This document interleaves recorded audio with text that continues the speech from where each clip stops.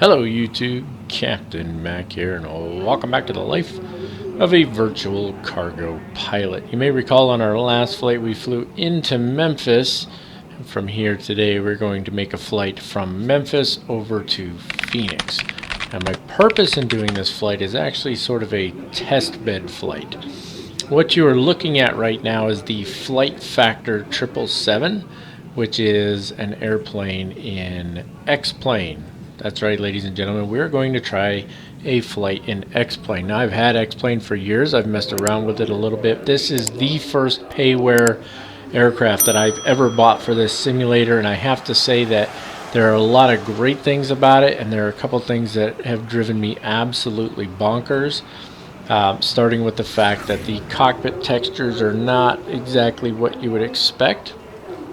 There is a mod out there that makes them look better and more realistic and more accurate and so on and so forth. The problem is I've tried for 2 days to get that mod to work, and I cannot get it to work. So we're essentially stuck with the textures as they are. They're not horrible, but you'll see what I'm talking about when we climb up into the flight deck.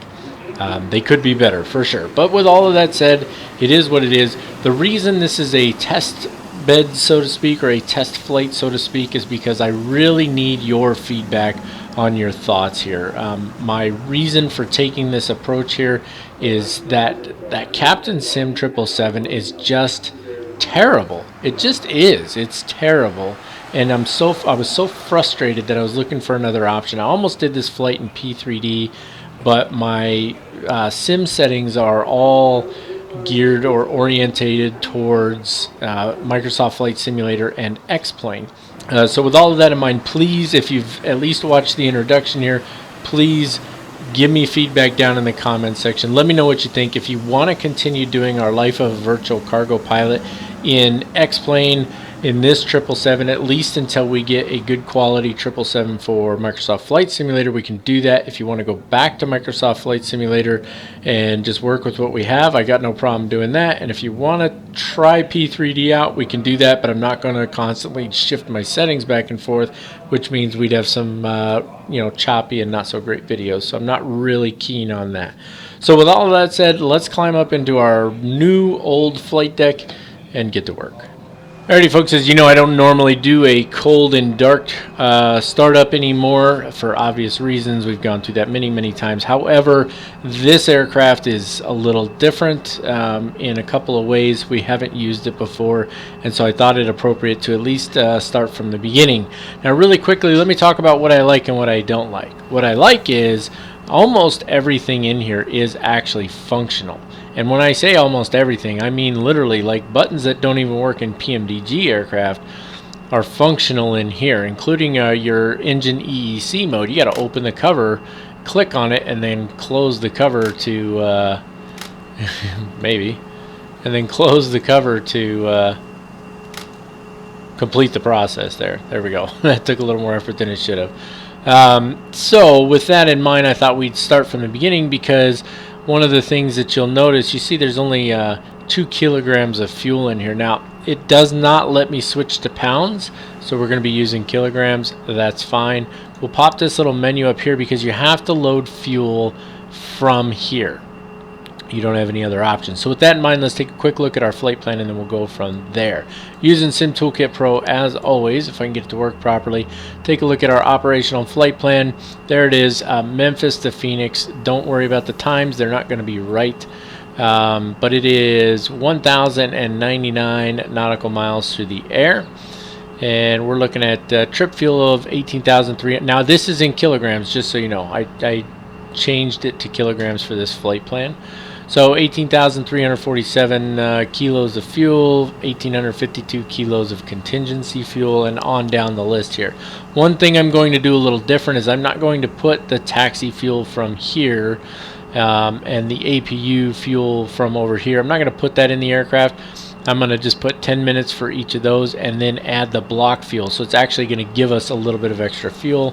I'm okay with that. That's what I want to do. So that's how we're going to do it. And it actually worked out quite well, because I was cutting it pretty close on the fuel last time, even doing that. So I did this flight as a test to see how the aircraft worked out. There's our route. We'll see if the DUX 5 departure is in there, and I'll explain that when we get to it. And then we'll scroll down here, and I'll just scroll back up actually, because let me just get back down. Where do I want to be? Right there. Let me go to the load sheet and show you what the load sheet looks like here. So 89,304 kilos of payload. Zero fuel weight is 230,734 kilos. Ramp weight of 258,469 kilos. I forgot to change the packs again. There's not 24 packs in here, but it's included in the payload, so whatever. Taxi fuel, contingency fuel, reserve fuel, block fuel, so on and so forth. That is the gist of our flight plan, and this thing does not like to connect to X-Plane very well, does it? So yeah, let's get back to the flight deck and get things going. Okay, so the way this works is you got to load your weights in here, right? So let me, of course I shrunk down my load sheet over here like a fool. So our cargo weight is going to be our payload, right? Now, technically, yes, the payload also includes, you know, however many packs are on board or whatever, right? I don't know what supernumerary is. I didn't bother to look it up. I'm not that worried about it. We're just going to go with cargo weight as being our payload, 89,304. So all you do is type that in there using your keyboard. Simple as that. APU time, we're going to put it at 10 minutes, like I said. And then we're going to put taxi time at 10 minutes, and both of those should be relatively accurate. And then I'm going to put my block fuel here in my takeoff fuel space. Granted, our takeoff fuel would actually be 27,100, so this is going to actually give us a little extra fuel. And like I said, when I did this just to test out the aircraft, it actually worked out. It was cutting it a little close as far as I was concerned on fuel anyway. So there we go. That's going to put our total fuel at 29,581 and our total weight at 264,430. All right, so you have to do that. You have to have the fuel truck there, which, let me close this down for just a second. I'll show you the fuel truck. Maybe. There's the fuel truck. So you that's quite the fuel truck. I never actually paid attention to it. So you have to have the fuel truck there. You have to have the chocks in place, and you have to open the cargo door. Good sound effects, by the way. Now, once that's done, then you can click on load fuel. Now, just let's see if it doesn't prove me a liar. I'm going to close the door. This was driving me nuts earlier. So everything should be good to go to load fuel, even with the door closed. You see it says plane not loaded. That turns into like a status bar. I click load fuel, it just won't do anything. Okay. Now when I open the door, for whatever reason the door has to be open to load fuel. Now I click on load fuel, maybe. Still doesn't want to work. Maybe you have to have doors as manual. There it is, doors manual. Like every time I feel like I have to click something else in order to get this to work. It's been driving me cuckoo for Cocoa Puffs. Now, one other thing I don't particularly care for is I can't close this out while it's loading fuel. I can move it off to the side. So that's what we're going to do is we're going to move it over here a little ways so it's out of our way, and we're going to go ahead and take care of our pre-flight checklist. So jumping up here to the overhead, the block fuel is being loaded and verified. Payload is loaded and verified. Parking brake should be set. That's this guy right here, and it is, so we're good there. Battery switch is already on. Primary flight computers are armed and guard closed, or auto and guard closed. Thrust asymmetry compensation is one of those buttons that doesn't work in any other 777, but it works in this one. We're not using the APU yet. No cabin utility switch or IFE passenger switches in this one. Left and right bus tie switches both go to auto. And if you've done this before, we've gone through this many times, right? So it's gonna, these guys are all gonna come on. Your window heat's got to come on. We'll do the Aorous here in a minute. These two out here got to be on. The rest of these stay in the off position. This is for the APU. That needs to go to auto start. Both of these guys need to go on. Let's see if it lets me. There we go. So you have to click, drag up, click, and then click on it again and drag up to close it. A little weird, but upper and lower recirc fans, all the packs, trim errors, isolation switches, all these go on. About the only thing that doesn't go on is all the hydraulics and the fuel pumps, right? Logo lights we don't need. Cockpit lights are as needed. Emergency exit lights are armed, guard closed. That's this guy up here. That one, oh, maybe. There you go. You got to drag that one down. It's armed, and then you close the guard like that. So, like, almost everything works in this plane. And then the Aorous goes on, and we'll get to the alignment here in just a second. So here's the deal. Now that thing just closed out automatically, didn't it? So it's loaded now. It's done loading fuel. It closed automatically. That was nice. It got out of my way. Notice that our MCP looks a little different. The textures they're not horrendous or anything, don't get me wrong, but they're not quite accurate. You can't click on the terrain, for example. You have to click on the weather to cycle it to terrain, and so on and so forth.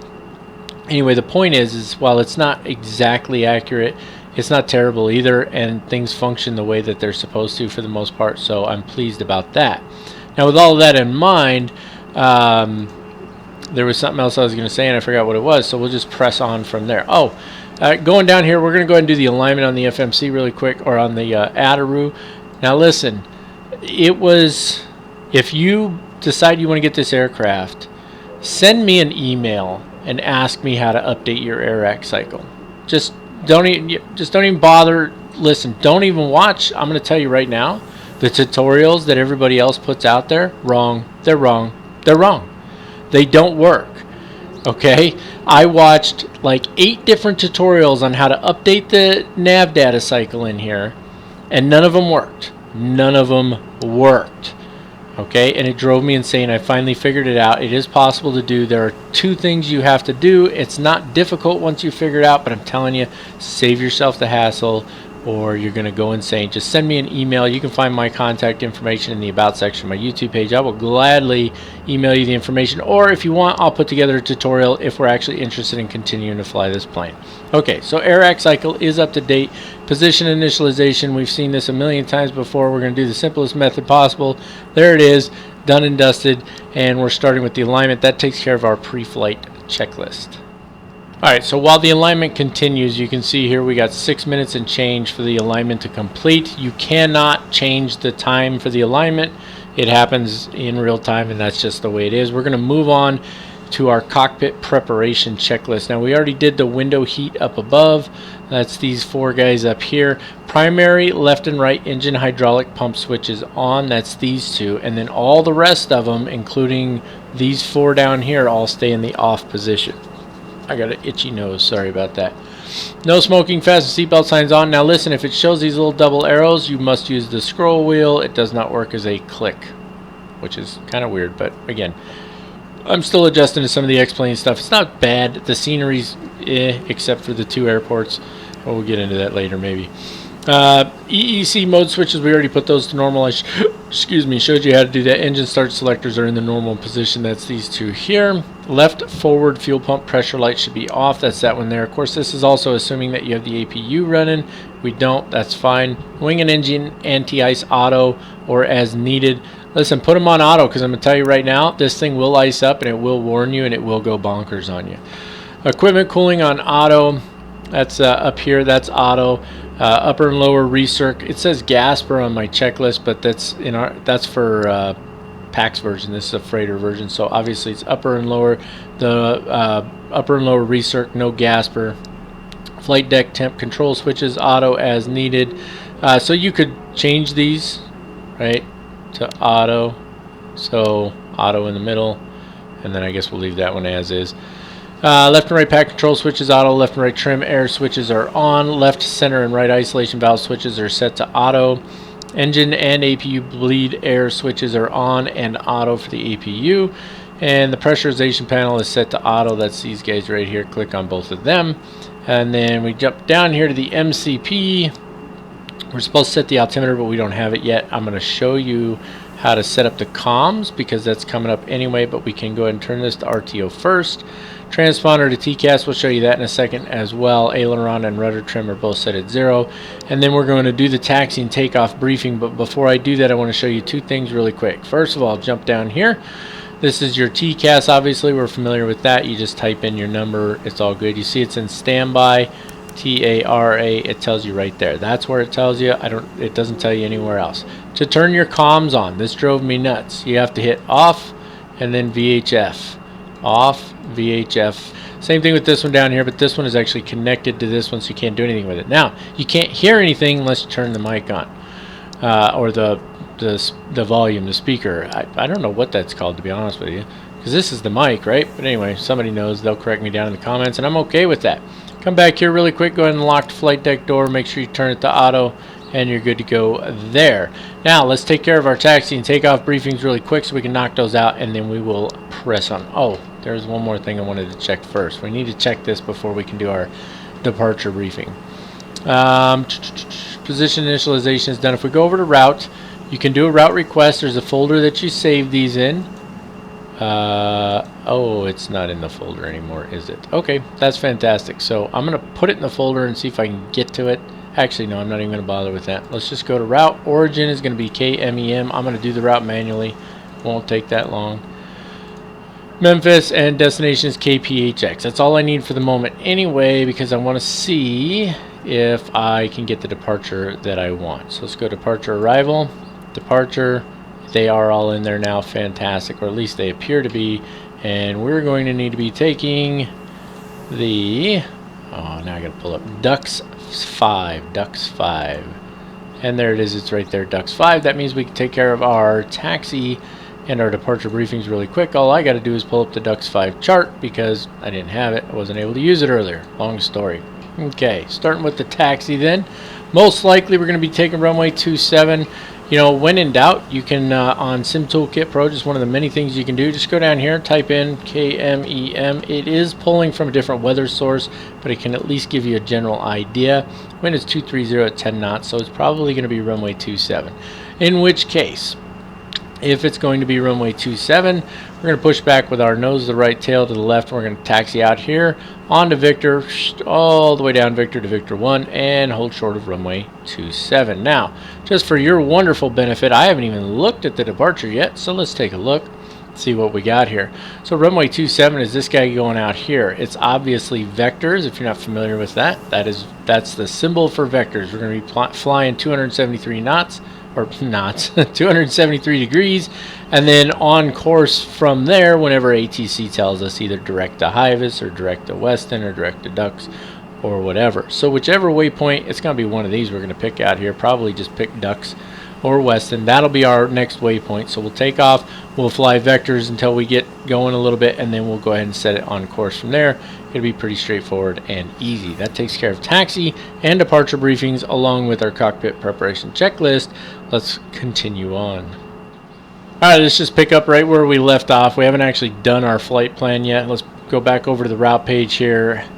We got the origin, destination. The route request isn't working right now. Again, if you guys want a tutorial on this, I'll gladly do it, and I'll show you where you put your flight plans and all that, because I did have it in there earlier, but then I reinstalled the airplane like 8 different times trying to get that texture pack to work, and it's driving me insane. So that's why the flight plan is not in there anymore. So not the end of the world, it's no big deal. Okay, so our first waypoint on our route is HELAR, H-E-L-A-R. You may have seen that on the departure chart. So we'll put HELAR in there. It's direct to HELAR, and then it's direct to Club, K-L-U-B-B. Put that in there. And then it's J6 out to Zuni. I don't know if that's right or not. I honestly don't. Let's execute it real quick. Look at our legs page. Where's Zuni? Zune 150. Yeah, it's got to be the right one then. It's actually Zuni though. I'm surprised that it's showing up as Z-U-N. I don't know why it shows a blank third page. It does that to me every time, but it is what it is. Okay, so HELAR was actually the last waypoint that was visible on our departure chart. So if we go departure arrival, go departure here. Right now it's not even giving us the option for runway 27, which is really weird. That's strange. But anyway, we're going to take the Ducks 5. No active runway. Oh my. Previous page. Runway 27. Maybe you have to pick the runway first. Maybe that's what it is. And then the Ducks 5. Yeah, you had to pick the... Okay, and we're transitioning off at HELAR. So we had to pick the runway first, not the end of the world. Execute. Go back to our legs page. We're going to be looking. There's our vectors out to Weston, Ducks, and then HELAR. And then it's probably... It didn't... That's nice. We don't have a discontinuity, so that's good. Clear that message out of there because it's bugging me. And then it's on course from there. And then I'm going to go ahead and do our arrival now, and I'm going to tell you why. If you do your arrival while you're in the air, it's the dumbest thing in the world. This is so stupid. If you do your arrival while you're in the air, it's going to get rid of your top of descent, and it's going to freeze your progress page. Now you can fix it by simply going back to the performance page and putting in your cruise altitude again, right? But I had to look that up. Like, why would it do that? It doesn't make any sense, but it does. So I'm just going to put it in now and save us the hassle. So arrival into Phoenix is going to be the Eagle 6, I believe. And when I flew it earlier, because I couldn't get the nav data to work, Eagle 6 wasn't even in here, so that was fun. Oh yeah, you can pop that thing up, by the way. I don't like to, though. Eagles, but it was Eagle 5 before. Now it's Eagle 6. We're going to transition at Zuni. And then we're not going to put in the runway yet because we want to see what the weather's going to be like when we get there. Go back to our legs page really quick. Of course, you all are familiar, or most of you are probably familiar with changing this over to plan mode. There we go. There's plan mode. Zooming out just a little bit. So you can see it's vectors, but our vectors take us almost directly to... come on, brain function. They take us almost directly to our departure waypoints anyway. Let's see if I can get the... There we go. Vectors. And then, so you see this is the line from vectors, and then, you know, we'll just be on course. Pretty straightforward, simple stuff. Stepping through there, out the club, so on and so forth. IRW, cursor, PNH, TCC, Albuquerque. There's a discontinuity here. See, I didn't even notice. We'll clean that up really quick. There you go. You see the dotted line. That's because we haven't executed it yet. There we go. Execute, and it's good to go. Albuquerque, Zuni, Dojo, Slider, and then Payson, and then Eagle, Homer. And then now it shows direct to Phoenix, but actually it's not going to be because it's going to depend on the approach that you're taking. So good stuff, easy go, easy going stuff there. Nothing special.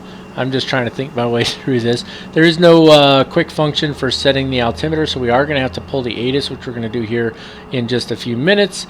But let's finish setting up our FMC. Obviously, our alignment is complete. Come on. There we go. Okay, so our route's good. Performance initialization. It's probably going to say that we can't do it. Well, it let us do some of it anyway. So put in our zero fuel weight and so on. Our reserves are going to be 8 on this one, which is going to be really close, you'll see. 340 is our cruise altitude, and the cost index is 850. So it does take a 3-digit cost index here, so it's 0 to 1,000, I think. Then we'll go over to thrust limit. I'm going to tell you right now, we probably don't need the full climb. These things will be just like glowing red at you all the way up until you get above 10,000 feet, which is a little strange to me. I think I'm going to do climb 1 on this and just see how that works out. And then go to the takeoff page, and you have to request takeoff data to get your center of gravity. So do that. It's going to give us our center of gravity. We're going to do flaps 15. There's plenty of runway to work with. That gives us our V speeds. That takes care of, other than putting the wind in there, that takes care of setting up our FMC, and that completes our cockpit preparation. So we'll be back here momentarily and press on. All right, let's pull the ATIS here. It is going to be on, oh, that's approach, 127.75. So go over here. You guys have used these before. 127.750. 127.750. Memphis INTL information pop-up. 1700 Zulu weather. Wind 230 at 10. Visibility more than 10. Sky conditions 3,200 few, 8,000 scattered, 25,000 broken. Temperature 33, dew point 24. Altimeter 3005. Arriving runway 27, departing runway 27. Advise on Okay, now I just want to say real quick, I'm actually thrilled that apparently the weather service that X-Plane is using is the same one that SimToolkit Pro is using, because that was exactly what that METAR said. So that works out really nicely. Let's jump up here and let's carry on. So 3005, you actually scroll it the opposite way. So when I do this, it's going down. I actually need to scroll down because it's turning the knob the opposite way. So 3005, excuse me, there we go. No altitude restrictions on our departure, so we're going to take this straight up to 340. There we go, 340. And then if I hop back down here real quick, I'm going to put my wind in there. It's going to delete my V speeds. So it was 230 at 10. 230/10. If you have not chosen a runway, it will not let you put the wind in here. So just keep that in mind. Takeoff speeds deleted. Clear that off. Go back here. So it's 140, 146, 157. So I want 167 on my MCP. So put that on here real quick. Flight directors both on. LNAV, VNAV both armed. Those should work out well. If you want to get rid of the terrain, you have to click on the weather button. And then you can turn weather off as well. So I don't know why the terrain button doesn't work. But I also just remembered the other thing I wanted to say. This aircraft actually dates all the way back to X-Plane 9. That's when this thing was built, and that's why some of this stuff is not really, I guess, that great looking. I don't know. But they've updated it with these new versions and brought it to here. Now, I haven't played around with X-Plane a whole lot, but I have to say that I'm actually really, there's a lot about it I like, and so I'm actually really looking forward to the release of X-Plane 12, especially if I get the reaction that I'm hoping to get from you guys on this, that you enjoy this, because then when X-Plane 12 comes out, we'll definitely do some flying in there. Probably not in the 777 though, but we'll see how it goes. My microphone sounds weird to me all of a sudden. Not sure why that is. Okay, one last thing I want to do real quick. I don't like this flight director. I'm going to change that. You can do that in here by clicking on dual Q. That changes it right there. Close that back out, and we're good to go. Okay, now I like to keep my videos a little bit shorter now, but I want to show you a couple things that are X-Plane specific so that you know what's going on with certain things here. These plugins up here, this ground handling plugin, I'm not going to click on show control widget because it freezes for like 30 seconds before that thing loads. I got to tell you, I paid for this one. It's the only other thing I paid for. I will, if you guys like this aircraft and you like this flight, I will probably pay for the sound pack because the sounds could definitely use some work. But this is the only other one I paid for. It's not that great. I wish I hadn't bought it.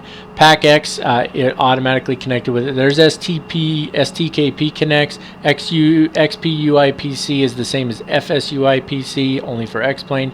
Avitab's pretty great. Toggle the tablet here. You got all kinds of stuff. You can link it with your Navigraph. You can pull up your airport chart right here, but this has to be linked to your Navigraph account to work, right? So if I want to pull up the airport info chart here, there we go, and it does show where we're at on the airfield, so I do like that. Maps, routes, charts, this is different charts though, not the that's not Navigraph charts. You have to use this function when you're linked to Navigraph. So there you go. A couple more plugins on here. Better pushback. This is almost identical to pushback toolbar, except that it works better. No offense to the guys who made pushback toolbar, I'm just saying it works better. X camera, this is what we're using for our cameras here. I actually have the I just toggled it off. Actually, I had it on over here already. Toggle it, and what I do is I do this, and then I put it off to the side so I can use it anytime. So think of this like what was the name of that camera tool for P3D? I don't remember, but anyway, it's kind of similar to that, where you can set up your custom views and so on and so forth. This one's free. Everything I'm talking about right now is free, except for the ones that you know that I paid for already, right? So this one costs money, Pack X costs money, STKP is free, XPUIPC is free, Avitab is free, Better Pushback is free, X Camera is free, XRAS is free, Terrain Radar is free. I don't even remember what this is, and then this is for this specific aircraft, right? That's this menu, which had the little button up here anyway. So I just wanted to show you those really quick. There's a lot of different things you can do with X-Plane that you can't do with Microsoft Flight Simulator. I'm still learning a lot about it because, like I said, I haven't spent a lot of time with this particular simulator. So I really want your guys' feedback on whether or not you want to see more flights in this simulator. With all of that said, I'll be back in a moment and we'll get ready to push and start. Alright, let's get the APU started first. 1 and 2, that'll start spooling up. All of these functions work for the lower ICUS here, so we can go to status. You see there's the APU spinning up there. Let's go ahead and cancel the recall. It is a little loud. I think I turned the engine sound up a little bit, which maybe we can turn down. Click on this guy here. There's the engine's volume. I'm going to turn it down a little bit. That didn't make much of a difference. We can also close that door while I'm thinking about it. Let's close the door. And now you see that I removed the chocks already. Listen, make sure you remove the chocks because it'll push back with the chocks on there, and then as soon as you start to taxi, you'll blow a tire. Like literally, you'll blow a tire and then you can't move because you got a flat tire. The only way to fix it is to restart the flight. Not cool. So I just double check, make sure everything else on here is good. We'll get rid of these in just a minute. We can uncheck that. I don't really understand the point in that. The doors are manual either way, and you can't open these front doors. It doesn't let you. So the APU is up and running now, so we'll jump up here and make sure that we're on the APU gen. There we go. We turn the external power is now off, and that'll allow us to get rid of those GPUs. So we'll get rid of both of those. And now I'm going to show you better pushback. And it is better. It's really good, actually. So go down here, so I can pre-plan or I can just start pushback. If I go start pushback, it's going to do the same thing as the pre-plan function will do. It's going to bring you to this right here. Okay, and as you can see, it's very, very similar to the pushback toolbar from for Microsoft Flight Simulator. Although I really like that I've got all of the directions right here, and I've got a full screen for it too. But other than that, it's pretty much the same thing. So we're going to turn this guy because we need to go this way. Now, what I like is it shows you in the magenta line there, it shows you where your wings are going to go.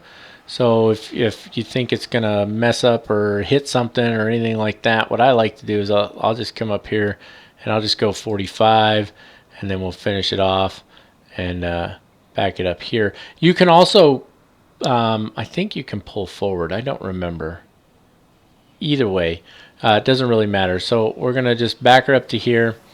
And you see, like right there, you see our wingtip would clip that, right? So we're going to actually back it up over here just a wee bit further. There we go. And then hit enter to accept it. Ground to cockpit. Plan acknowledged. Call me through the menu when you are ready. Okay, so that means he's ready to, he's waiting on us now, right? So we've got the APU up and running. The doors are closed. We can verify that with the doors function on here. Click on doors. Those are armed. These show a little yellow border around them when they're open, so we know that those are closed as well. We'll put this back on the engines page. And let's take a look at our before start checklist as we get ready to push back here. In fact, I'll have him start the pushback. Hopefully I won't have to talk over him. So start pushback. Cockpit. Tow is driving up.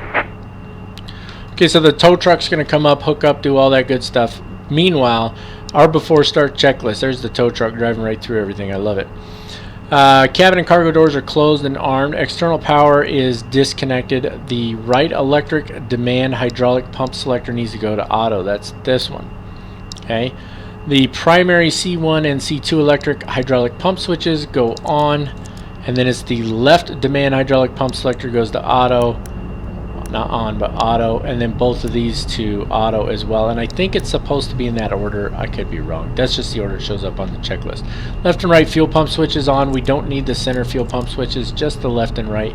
Seatbelt signs on. Beacon light can come on because the APU is running. And then we push the recall switch. Okay, all doors and hatches are closed. Ready to connect. So he'll hook up.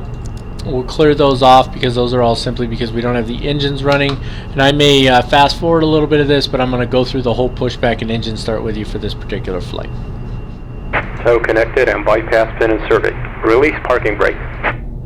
Alright, so one of the things I really like is he only says release parking brake once, so that's nice. That little jump that we got there is because in this view I have it set to allow track IR, so it does not like you using the mouse to move it.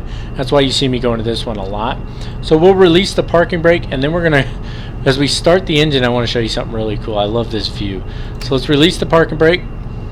Starting pushback, and you may start engines. You have to click and drag that to bring it up, and then we're going to go to the engine start. Remember, it's on auto. So we're going to do that, and then we're going to go right here, go to better pushback, tug cab view. And we can watch the engine start, which I love.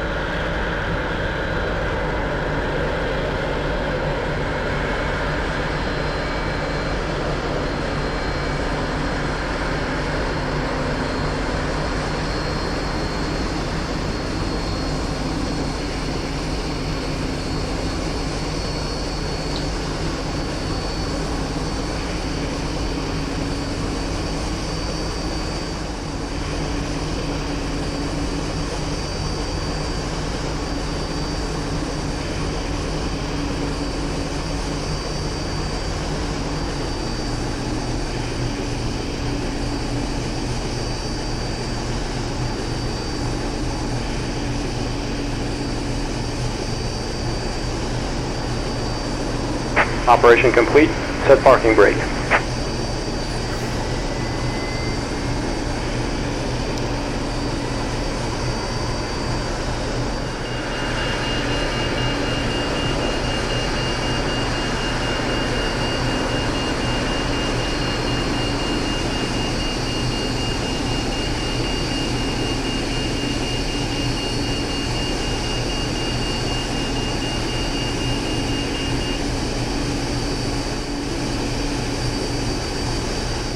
You gotta admit, that's pretty cool to be able to watch from that view, right?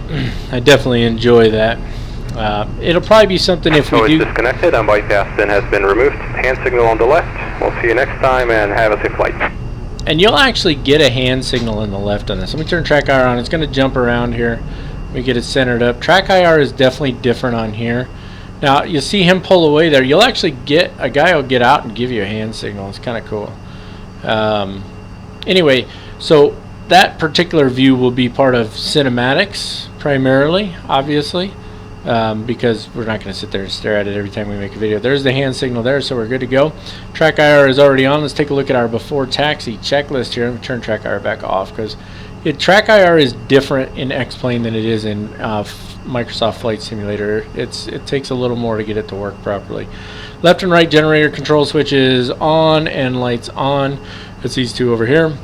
APU selector can go off now, and then it doesn't say anything about the APU gen. I don't know if you leave it on or off, but it seems to make sense to me to turn it off. Engine start selectors are both on normal. That's these two up here. Left and right pack control switches auto and lights off. That's these two guys up here. This bounces around a little. All the isolation valve switches are auto and lights off. Engine bleed air switches on and lights off. That's the outer two here. Flaps need to be set. We'll get those set here. It's going to be flaps 15.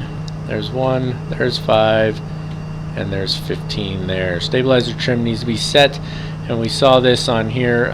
Actually, let me go back real quick. Put this on flight controls because we need to do our flight controls check anyway.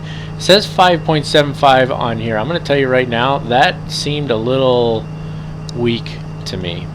But I'm going to put it there anyway. We'll go full left, full right, and neutral. And then all the way up, all the way down, and neutral, and then rudder full left, and rudder full right, and neutral. And that takes care of our flight control check as well. Recall switch needs to be pushed. Click on that guy. Cargo heat aft, cargo heat bulk. So that's telling us that up here we did not turn our cargo heat on, which is where? So not overly surprisingly, I had to look for it because it's not on this part of the overhead. It's actually all the way up here. That's your cargo heat temp selectors up there. So yeah, but I found them. They're on now. We're good to go. Let's go back to this view. So recall switch one more time just to make sure everything's good to go, and it is. Wing and engine anti-ice are on auto. We can put the taxi lights to the on position. Let's get the track IR back on here. And it does like to, it's like always in a different position. I've had some issues with it, but either way, taxi lights can go on, runway turnoff lights can go on, wing lights can go on, logo lights don't need to be on, and we are good to go. Let's go ahead and start taxiing out, shall we? Alright, so we're taxiing away here. You guys know the drill. I'm gonna go ahead and get to the end of the runway here. I'm gonna try a couple of things on the taxi out that are not really a cinematic, but just something for you guys to look at, a little bit of eye candy. We'll see how that works out, and then we'll see y'all back here when we're ready to, when we're holding short of the runway there.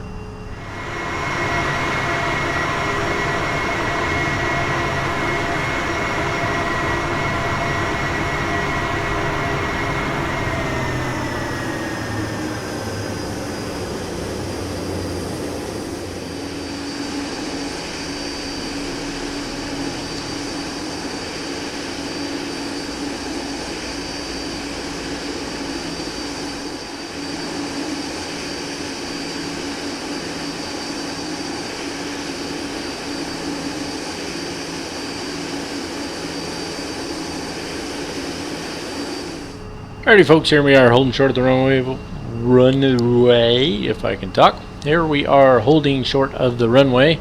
Let's take a quick look at our before takeoff checklist. I can't talk at all.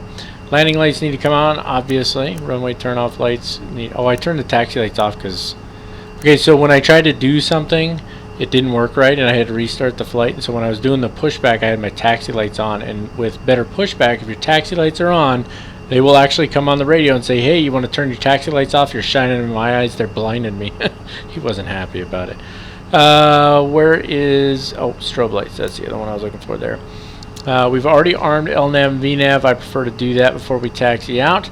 We need to go ahead and start the clock. If you look over here, clock works. Everything works in this aircraft just about. I mean, literally just about everything works. Transponder needs to be on TARA, which it is. We can put this on weather and terrain. So there's weather. The weather radar works. Like I said, like everything just kind of works. I don't think you can have both those. So we'll do weather. I can't make adjustments to it. Like I can't. It doesn't do anything. It just stays where it's at. And I don't think I can. Like I can't really adjust it, but it does. But it does work at least. I mean, it'll tell you that it'll show you the weather. Why is the APU still running? I thought I turned it off. Obviously I didn't. Well, it's off now. Probably burned a little extra fuel with that. Let's see. Auto brake RTO. Oh, this is one that gets me though. When you arm that, that's the default armed position. It actually should be a little further forward, but that's where it shows. That's where it jumps to in the armed position. So I find that kind of funny. But anyway, that takes care of our before takeoff checklist. Let's get the track IR back on. Hopefully it doesn't jump around too much. Other than me moving around. That's me. That's not the track IR. I had to move. Let's just make sure we're centered up here. There we go. And let's go. Oh, that little shift is because I had the nose wheel turned as I stopped, and it does some weird little things like that. So it will show traffic on here, just so you know. If I can get it to. I know it should. There's terrain. Oh, yeah, because I'm pushing the wrong button. I'm thinking of terrain. There we go. Traffic. It does show the traffic on here. There is AI traffic in the sim. So good stuff. Yeah. All right, let's get her out on the runway here and get her in the air. Like I said, it's not bad. I would love it if the flight deck was a little more accurate. There are a few things that just are not accurate. And it'd be great if the EFB worked on it. That'd be pretty cool too, but it does not. We're not heavy at all, especially for this aircraft. So right now, I have no thrust on the aircraft and it's rolling. But if it starts going uphill... On runway 27, flaps. Oh, I didn't reset the flaps. That's what RAS tells you. So, yeah, I had to restart the flight, like I said, because what I tried to do did not work the way I had anticipated. Now, the flight dynamics in X-Plane are better than Microsoft Flight Simulator. Or at least, I guess it depends on who you ask.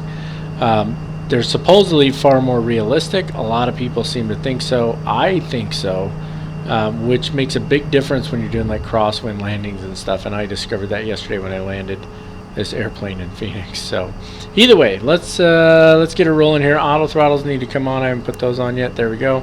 And we are ready to... Haven't coughed in your face in a while, so I thought, why the heck not? Let's bring them up to about 50% on the N1. And that noise you hear in the background is my son. I guess 60% is what I really wanted, right? Release the brakes. Toga. And if my track IR starts jumping around, that's one of the problems I've been having with it. So I apologize in advance. See, those engines are quiet. So like I said, if you guys like this aircraft and you want to see more flights in this, I will get the sound pack for it. All right, there's 80 knots. Little crosswind off the left. Coming up on V1.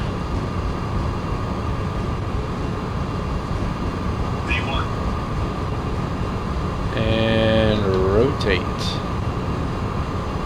Now this is where I think the trim setting is not right, because I have to hold back pretty far. Let me get that gear up. See how those things are in red? I have to hold it back pretty far to get the nose to stay up.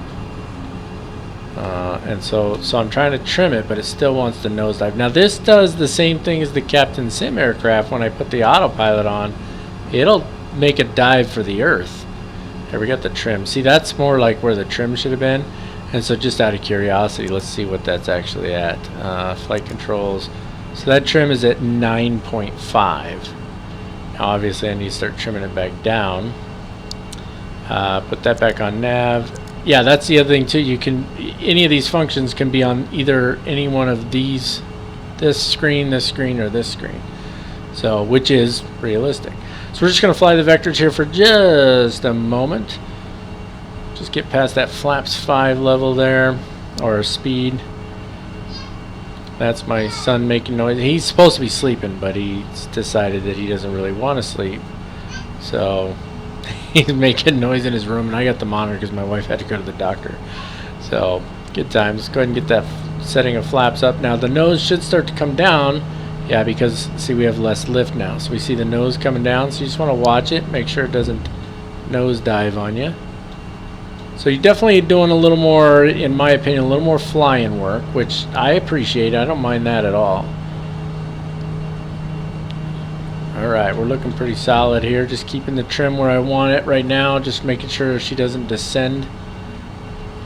And let's go ahead and start bringing that nose back up just a bit more. Make sure we don't overspeed it. Watching that flight director there. I think the flight dynamics are better. So what I want to do before I turn the autopilot on is I want to get pretty close to that flight director and have that speed coming up just a little bit, and that way it doesn't do a nosedive on me. So let's go ahead and turn the autopilot on now. There's the autopilot. Let me jump to a different view here. Now we're on vectors. You guys remember there's our first waypoint there, Weston. If you guys haven't seen this before, it's very simple. Go to your legs page. You cannot delete vectors, but you can replace it. So click on Weston. Not sure what just happened there. Erase. It didn't show up in the scratch pad. Did you see that? Weston. There it is. Now it showed up. Replace it. Execute. And because LNAV is already on, you see it immediately starts making the turn. And we're good to go. So let's take a look at our after takeoff checklist. And the landing gear is up. Auto brake is off. We're not above 10,000 feet yet, so we'll leave the landing lights on. Seatbelt signs will stay on. Transition altitude is at 18,000 feet. That takes care of our after takeoff checklist, and that means, you guessed it, ladies and gentlemen, it is time once again for some of that obligatory elevator music.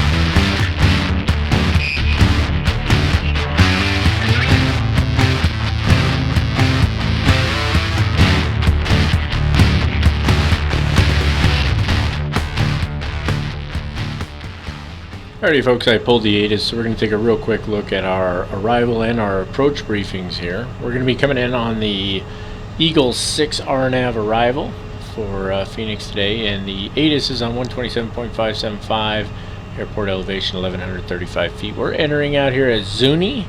I guess it makes sense it's ZUN since it is a VOR.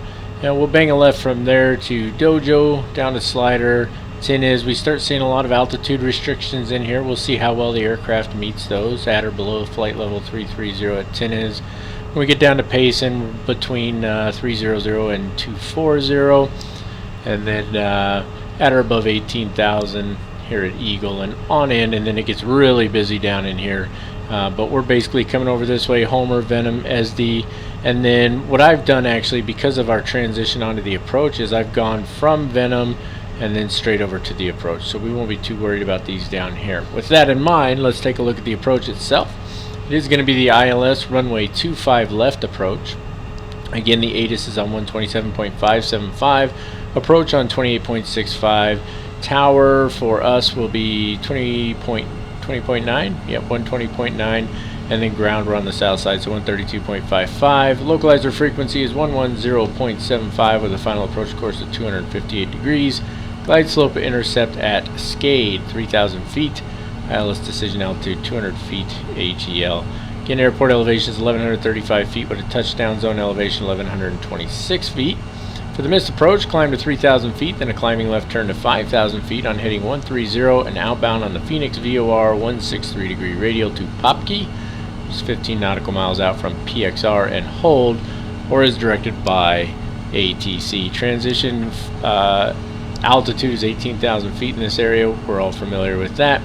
Do have some minimum safe altitudes, 6,200 the direction we're approaching from, 5,800 if we have to fly a missed approach.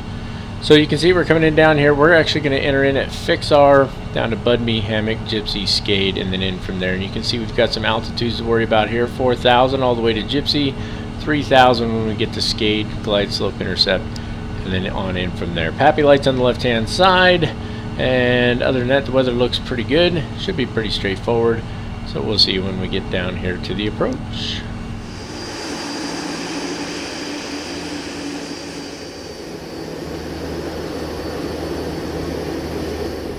Alrighty folks, as you can see we're just 10 nautical miles from FixR, and you may notice that I'm not using VNAV because for whatever reason, I don't know what I did, but it won't work. It just says performance VNAV unavailable. First time I've had that problem, but yeah, so we're just using vertical speed. So at FixR I want to be at or above 6,000. I think we'll be alright. We should be able to, I actually want to be right about 6,000. I don't really want to be any higher if I don't have to be, I can tell you that right now.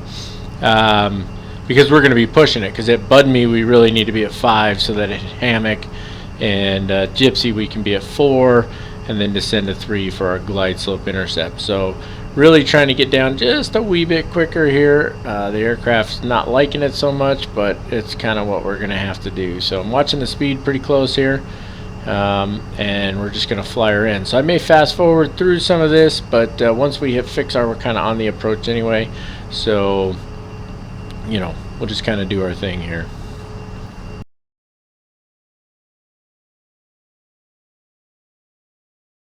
Alright, so you can see here we are making the turn at FixR, trying to hit 5,000 at Budme, so we're just going to have to increase that descent rate a little bit. Like I said before, I'm just kind of watching the speed here. I don't want it to start creeping up too high on me because then I'm going to be fighting to get that speed back down. But as we're crossing FixR here, we're descending below 6,000 feet. Let's take a look at our before landing checklist. The landing lights are on. The speed brakes are now armed. I had to use them a little while ago. Seatbelt signs are on, and altimeters are set to 9er, or yeah, 29er, 7-9er. I had to think that through. Alright, so we're just keeping an eye on it here. Speed's kind of just real slowly creeping back down. I'm appreciating that. And let's see, let me go to our init ref page here real quick. So we're looking for 145, so 150 on here is what we're going to be looking for. That's going to be our final approach speed, 150 knots. So there's 4,700 right there. And again, we don't want to get below, let's just put this to 4,000. And she should level off for us. Let's see if that works out, because I want it to level off at 4,000 for Hammock and Gypsy, right? Yeah, Hammock and Gypsy are both 4,000 feet, and then we'll descend from Gypsy down to 3,000. So yeah, there you go. So the vertical speed turns off. Looks like it might just go below it a little bit. My mouse is acting up again. Big surprise there. We do have the auto throttles on, which of course is always helpful. And let's go ahead and arm the localizer. It grabbed that immediately, no surprise there. And so now we'll arm the approach. You can see GS, or glide slope, is in white there. Now let's go ahead and bring that speed down just a bit more. We'll bring it down to 165. And that's going to set us up nicely. Let me get to the proper view here. Track IR coming on. Probably a little jump. And not too bad. And just center that back up for you. Or for me, really. I mean, you probably don't care where it's at, do you? Actually, you might. Alright, so as soon as we intercept that glide slope, I'm going to go ahead and drop gear. Finish cleaning up the, or we'll call it dirtying up the flaps. Because when you have flaps and gear and all that stuff out, it's called a dirty aircraft. We do have speed brakes armed at or not speed brakes, auto brakes armed to max. This is the shortest runway in Phoenix. It's just over 7,000 feet. Let me just look at my chart over here for you. It is 7,800 feet, so just shy of 8,000 feet. That's a pretty short runway. So we're gonna have a bit of a crosswind. We're gonna see how good my crosswind landing skills are. You remember I said earlier, hold on, I gotta get my brain working here. I'm gonna put this to 3,000 now, and then we'll start the descent here shortly. Once we cross Gypsy, it's just over a mile. Remember I said I thought the flight dynamics were better in X-plane. So when you do a crosswind landing, you throw in that rudder to straighten it out. If you don't tilt the other wing down, it's going to tilt hard to that rudder side, and it makes landing very difficult. My first landing in this thing, and I've only done one, it was ugly. It was pretty ugly. So yeah, just something to keep in mind. Getting ready to cross Gypsy here. We'll go to vertical speed mode and start bringing her down. 3,000 feet, and we don't have, we only got a few miles to do it, so I'm going to descend pretty quick here, fast enough that I want to stay under that glide slope for the moment. I don't want to capture it right now because I'm not ready for it, you know what I'm saying? And you're supposed to capture it at Skade anyway. So we're just trying to get her down to 3,000 by the time we get to Skade. It's a pretty quick rated descent, but I think we'll be alright. There's 2.5 miles to go there, and we're at 3,400, so we can start. No, we didn't want to bring it back quite that far. Put about 900 there. That should just about roll us in there nicely, to be honest with you.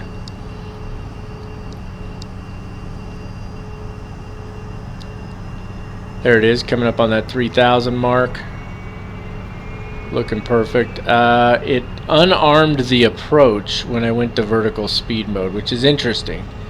But I guess in a way it kind of makes sense. So we'll rearm that. Now the glide slope is armed again. You can see the diamond is magenta there. It's going to capture it pretty quick too. We're almost at Skade. We're sitting at 3,000. We should capture it pretty fast. So we'll go ahead and bring this down to 150 knots now. There's glide slope capture there. So let's get the gear down. I got to look over here at my thing. There we go. Gear coming down. Next setting of flaps. That's looking good. And I'm going to take over the speed here.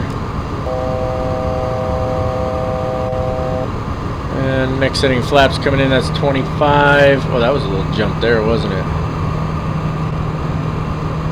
And we're getting a little slow there. So the throttles are mine right now, so if we're slow, it's my fault. And flaps 30 coming in right now. Speed's coming back up a little bit. There we go. We should be right about there. Should look pretty good. Yeah, looking pretty solid here. Boy, that is a lot of ambient noise, isn't it? A lot more than I expected it would be. Let me see. Let me turn that down a little. That's call outs. Man, that was way louder than it needed to be. There we go. Alright, we're looking good, 147, so we're just a tiny bit slower than I wanted to be, but not bad. Just bring in a touch more thrust. And let's go ahead and we're going to kick off that autopilot.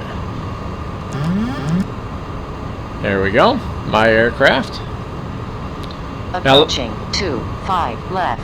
Last time I landed, I had my track IR jumping all over the place. It was really crazy how much it was like bouncing around. Not like it's doing right now. That's me actually moving my head. It was pretty bad. So we're looking good here. 400. Let's listen to the call outs and bring her in. 300. Don't sink. Don't sink. What are you talking about? 200. Don't sink. I'm spot on. Don't sink. Don't sink. Don't sink. 100. Don't sink. 50. 40. 30. 20. 10. Too Oh. low. Terrain. Long landing. Yeah, I know. Long landing. 5,000 feet. Now my remaining. reverse thrust didn't work yesterday. 4,000 remaining. 3,000 Better. remaining. Why didn't my reverse thrust work?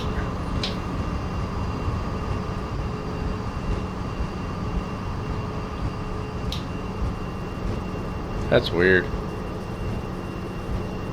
No reverse thrust. 1,000 remaining. Ah, the reversers are working. Okay, alright. Live and learn. Okay, those are a toggle. I don't like that. I gotta fix that. Lesson learned there. Okay, auto brakes are off. That wasn't too bad. I don't know what my landing rate was. I didn't look. I was too busy trying to keep it on the runway. Still, it wasn't too bad of a landing, right? Let's get her around the corner here. Get those landing lights off. Taxi lights on. Strobe lights off. Looking good there. And of course, I chose this runway for three reasons. One, because it's short. That was a weird shadow there. One, because it's short. Why not add that to the challenge? Two, because this is the runway that cargo aircraft typically land and depart on in Phoenix. I know that. I'm pretty familiar with the airport. And three, because the cargo ramp is right there. So it makes life much easier when it comes to taxiing the aircraft in. Did the spoilers deploy? So this might get a little loud. I just want to make sure that the spoilers are deployed.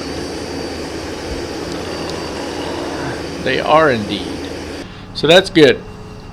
I just wanted to make sure that they did what they were supposed to do. Oh, excuse me, there's a little hiccup there. Start bringing those flaps up all the way. Let's go ahead and start the APU. Just turn the gen on right now. And I'm going to finish taxiing the aircraft in, and then I'll see y'all back here momentarily. Alrighty, we found ourselves a parking space. We've got the APU up and running, so let's go ahead and just shut the engines down if I can get my mouse to work. Colors got all kinds of crazy when I moved in over here.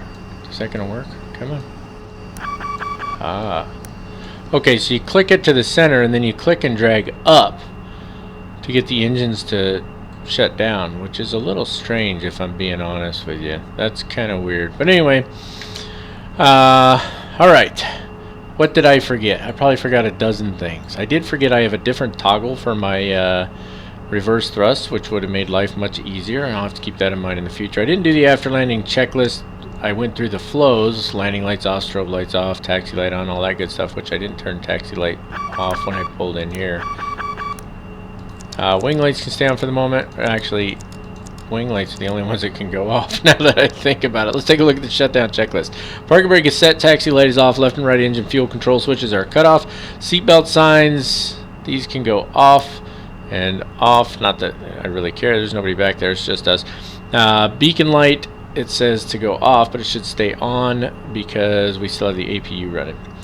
Let me just get to a proper view here. So C1 and C2 air demand hydraulic pump selectors off. That's these two here. These are the air demands. And then it's left electric demand. Then it's primary C1 and C2 pump switches. Then it's right electric hydraulic demand. And then it's left and right fuel pump switches off. Except we'll leave the left forward on. There we go. What else we got? Flight director switches, I already turned those off. APU selector switch as needed. That's going to take care of shutting down the aircraft, and that means that's going to wrap it up for this one, ladies and gentlemen. I did fire up the ground handling stuff, but I cannot seem to get a cargo loader onto this side, and like I said, I'm not really that impressed with the program overall. But either way, I don't mind the aircraft. It's actually not too bad. Not sure what happened with the VNAV issue. I'm sure it's something I did. But actually there's a lot of realism to this aircraft that I really do appreciate, and I enjoyed flying it. Certainly enjoyed flying it more than the current offering we've had over in Microsoft Flight Simulator, so there's something to be said for that. Of course, I will continue to fly this even on my own, but my question is whether or not you all want to see more of this aircraft. So Obviously, our scenery is not quite as good in X-Plane 11 as it is in Microsoft Flight Simulator, so there's that to deal with, and of course other little quirks here and there, just like any flight simulator. But I will say that I think this aircraft is pretty darn good, and certainly better than what we're dealing with right now. So if you guys are interested in me continuing to fly this aircraft, let me know down in the comments section, and we will continue the life of a virtual cargo pilot. And our 777 flights will continue here in X-Plane for the time being. And that'll just motivate me all the more to get X-Plane 12 when it comes out. We'll see how that goes, because word on the street is it's going to look pretty darn fantastic.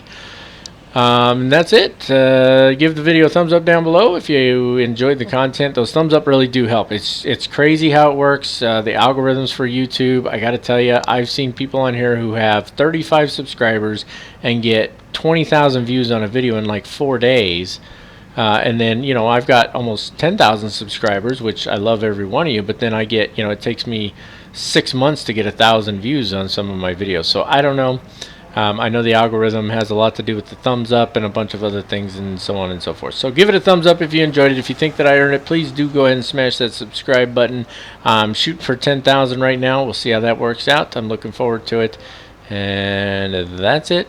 That's all, and no more, ladies and gentlemen. Until next time, as always, keep the blue side up, unless otherwise instructed by ATC. God bless you all, and have an absolutely wonderful day.